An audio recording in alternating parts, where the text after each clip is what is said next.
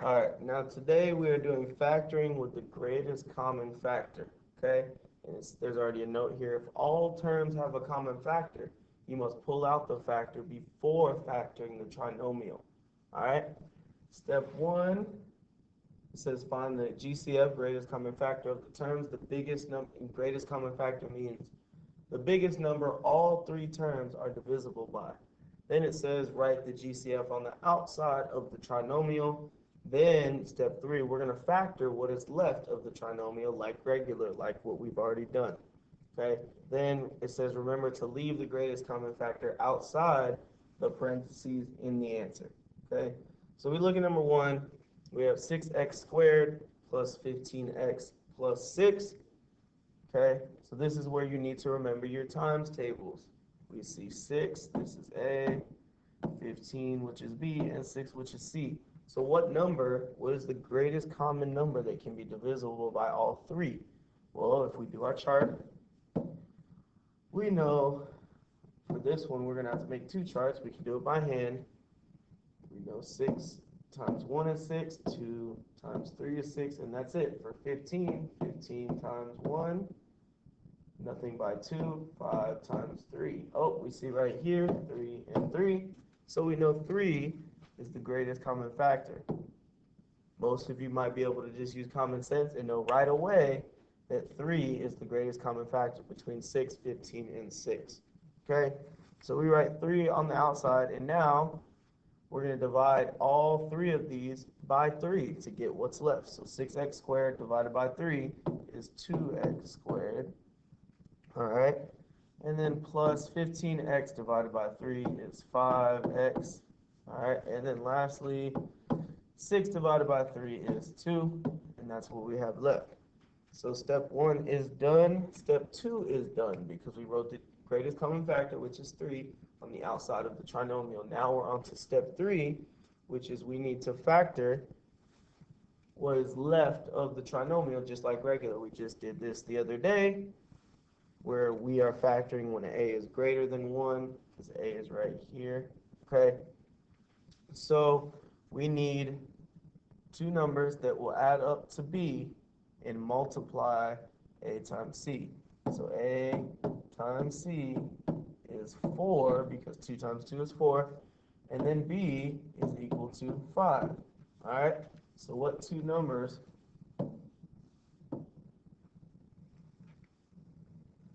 can multiply to be equal to 4 and add up to 5? Well, let's find what can be multiplied to 4. 4 times 1, 4 times 1 is 4, and we can add 4 plus 1 to equal to 5. So we can stop right there. We just found our factors. So we go down here, 4 plus 1 is equal to 5, and then 4 times 1 is equal to 4. All right, so those are our factors. This is when we make now the table with AX, which AX was 2x. Don't look at the original AX, because remember, we factored out the greatest common factor. So we're going to do our 2x, 2x, and we're going to take both factors, 2x divided by 4. I'm pulling this from here. I'm pulling this from here. All right, and then can we factor anything out? We can. These both can be divided by 2. All right, to get x plus 2, all we did was just divide both the top and the bottom by 2. X plus 2, can 2x plus 1 be factored out? Nope, 2x plus 1. And then make sure we move the 3 back down here, and we're done. This is the final answer. We factored out the greatest common factor, and then we just solved. We factored what is left, and we solved like normal, okay?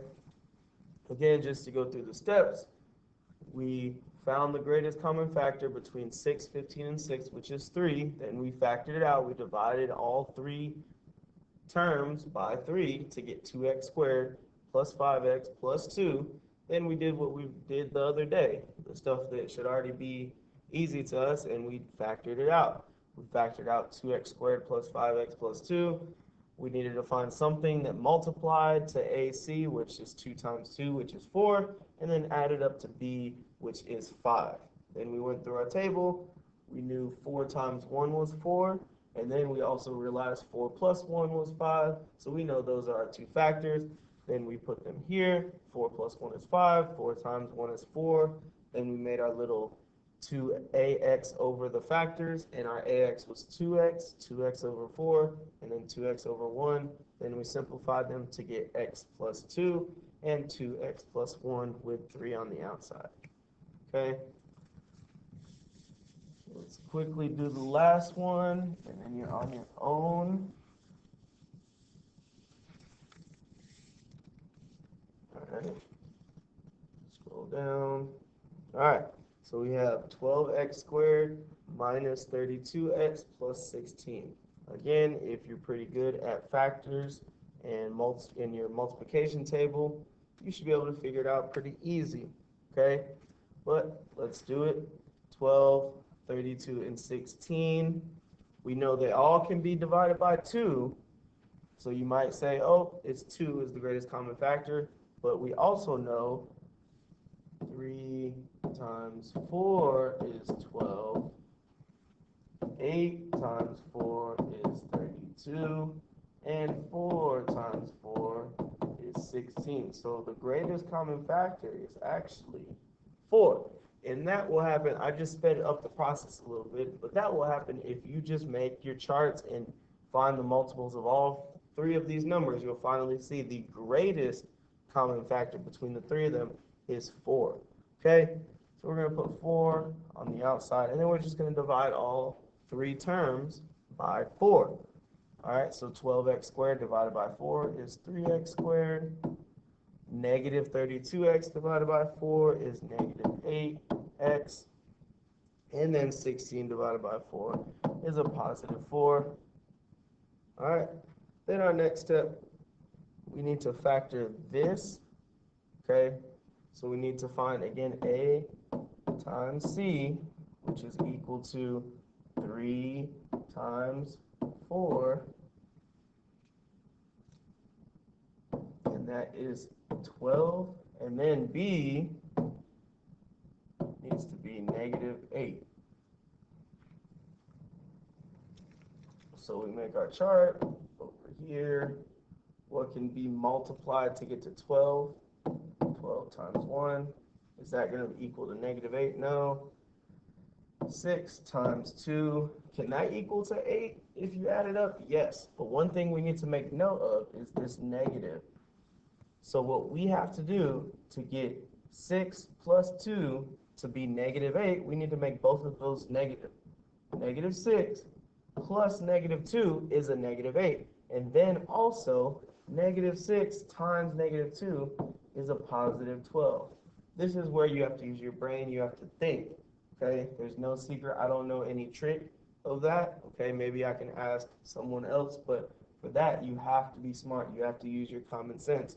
When you're going through the multiples of 12, when you get to 6 and 2, you know 6 plus 2 is 8. The only difference is this B is a negative 8. So you know if you put negative 6 times negative 2, or sorry, if you put negative 6 and negative 2, negative 6 plus negative 2 is a negative 8, and negative 6 times negative 2 is a positive 12. So we just found our factors. All right, and then we go here, negative 6 plus negative 2 is equal to negative 8, and then negative 6 times negative 2 is equal to positive 12. So we're good. Those are our factors. Now we do the ax over each factor. And the ax, remember, is 3x. So 3x over negative 6 and 3x over negative 2. All right. Then we know this one can be divisible, and that is x minus 2. Don't forget this minus, x minus 2. All right. And then with this 3x minus 2 cannot be divisible by anything, so it just stays 3x minus 2. And then don't forget to move the 4 back over here. 4, and that is our final answer. Okay? It's a few steps. It's not too hard. You're just going to have to be able to remember your multiplication table. Hopefully you have a calculator. that can help you, and it'll go a little bit faster. But you have to know your multiples. You have to be able to think. If b is a -8, and we know a times c is 12, we can find something that multiplies to a positive 12 but adds up to a -8. And when you go through the table, 6 times 2 equals 12. 6 plus 2 can be 8. But then we know if we just make both of those negative, -6 times -2 can, or -6 plus -2 can be -8. And that's how we get our factors. All right. Let me know if you have any questions. Complete the worksheet. Stay caught up on work. It's not that bad if you do one assignment each day. Do not fall behind. That's when it gets hard. All right.